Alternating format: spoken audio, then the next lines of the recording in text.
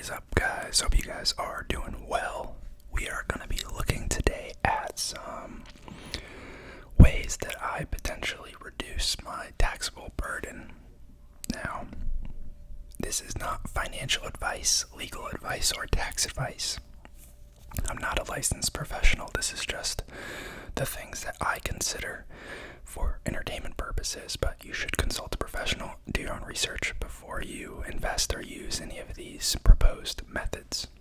Now, this video was a request from someone in the comments, and I think a lot of the information in here, to some degree, I might have already covered in other videos, but I figured it'd be nice to kind of just have it all in one place. So, this video might be kind of boring for some of you because we're just going to be literally looking at this one page and I'm going to be talking about it all. So if it's not your cup of tea, I apologize. There'll be another video up, actually, before you know it, because there's one queued up right now. But let's get started. So I kind of roughly color-coded it so that pink is like retirement, purple is like investing related, yellow is like deduction related, red is medical related, and the light blue is like education related. So I'm just gonna run through it real quick. So in pre-tax, I have the two retirement accounts that you could potentially be using. There is a 401k and an IRA. There are variations of those. If you're self-employed or work at a smaller company, or if you work at a non-profit or government job, you may have like a TSP thrift plan or a 403b. You may have a SEP IRA or a simple IRA. But for the most part, most people fall into one, if not both, of these categories. So everyone can contribute to an IRA. Not everyone has a 401k, but most employers now offer it. The 401k, you typically get some sort of match from your employer, whether it's dollar for dollar or 75 cents on the dollar, and it usually goes up to a certain percentage of your salary. At my job, it's 75 cents on the dollar up to 6% of my salary, so they'll essentially match 4.5% of my salary if I'm putting in 6%. And then once a year they put in a 3% bonus, but that's kind of separate. Now, for the year 2024, your contributions can go up to $23,000. That does not include employer match. The combined employer and employee limit is like 69 grand or something. So I'm guessing for most people that are watching this video, including myself, that's not applicable. But if you're up there, great on you. And then there's also a Roth 401k option. Contribution limit is the same. Matching principles to most degrees are the same as of right now. The employer match will still go into a pre-tax 401k, even if you make contributions to a Roth 401k. All that means is in retirement, if it's withdrawing from a 401k, then they'll prorate I think it's called pro rata. They'll take an equal percentage from the 401k pre-tax and the Roth 401k post-tax anytime you withdraw money, or you can withdraw or roll it over into a IRA and a Roth IRA. It'll split it to two accounts, and then you have more flexibility over the control of which account you're pulling from. So, interesting, but they're trying to pass some new legislation right now that could potentially allow employers to make Roth matching contributions if the employer elects to, so that could change. Now, IRA and Roth IRA, these both have income limit to some extent. So Roth IRA,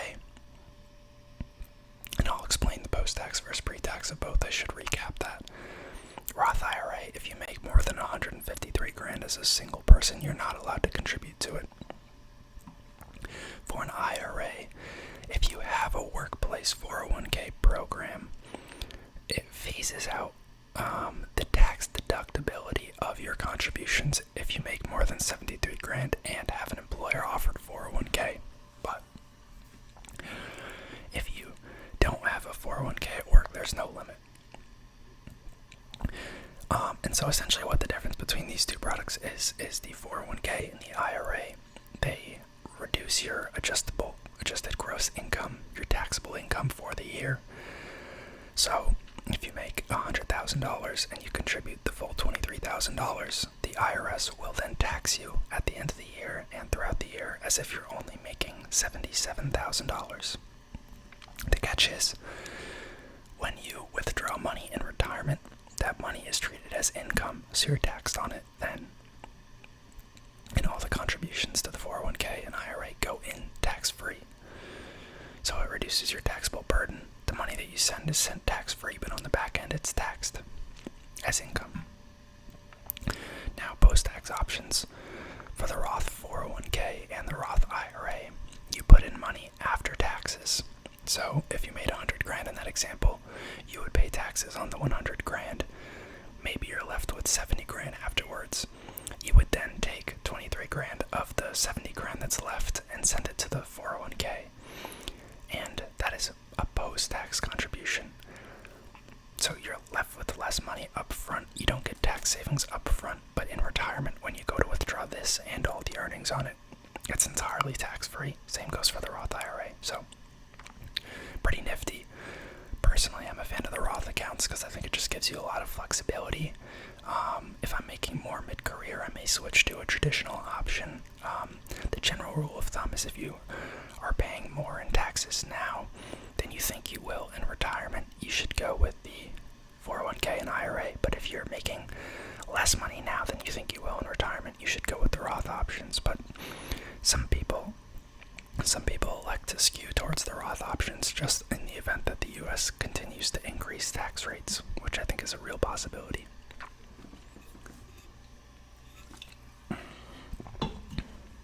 Now, HSAs.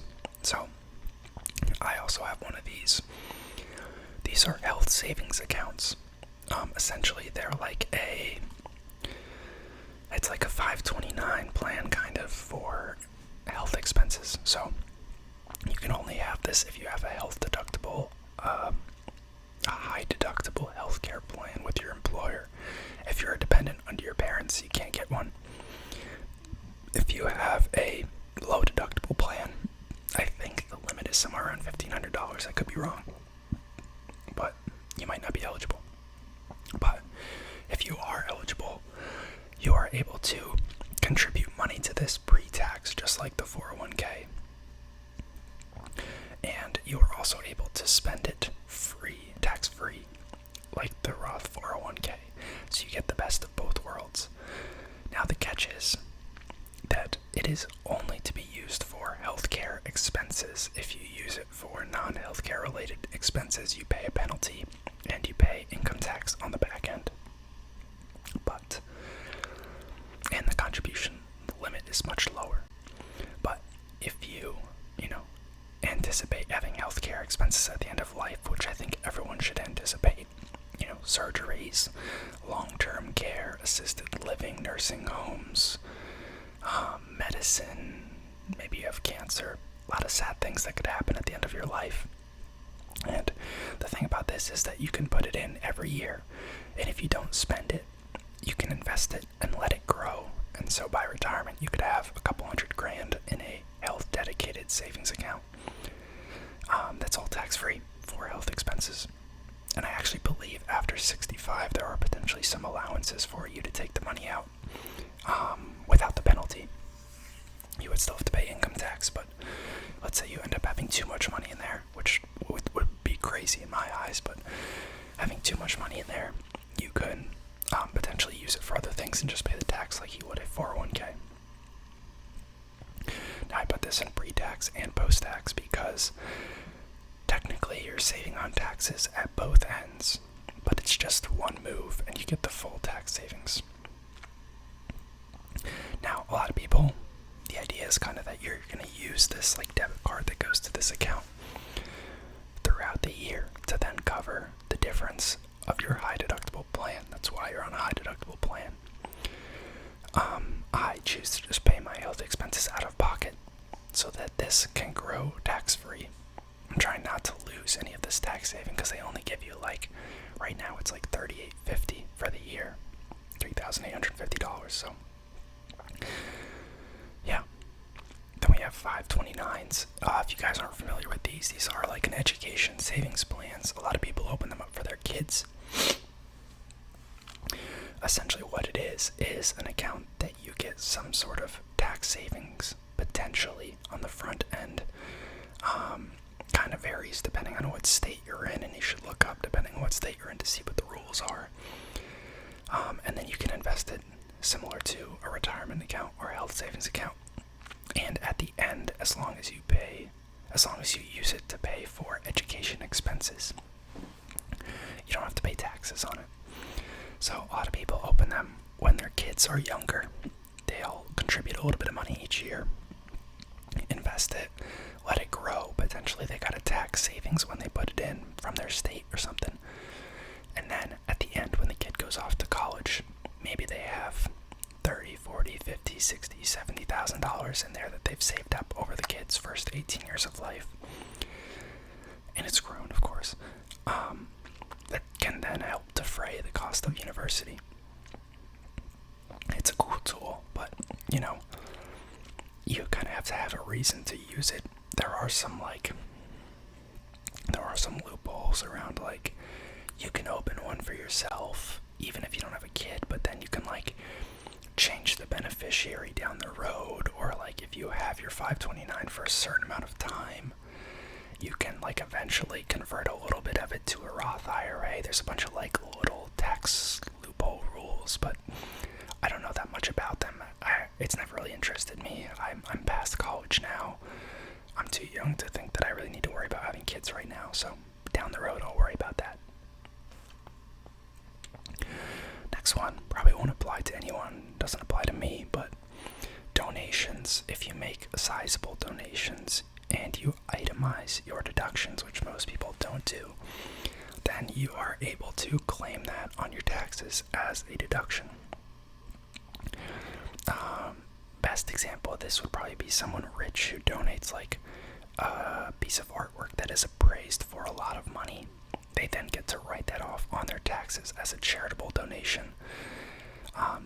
The standard deduction, I think, is around $12,000 or $13,000 that you get on your taxes. So your total deductions from donations and other sources would have to exceed that $13,000 or $12,000, whatever. Look up the specific number, standard deduction, for it to be worth it for you to break it out and go with the itemized route.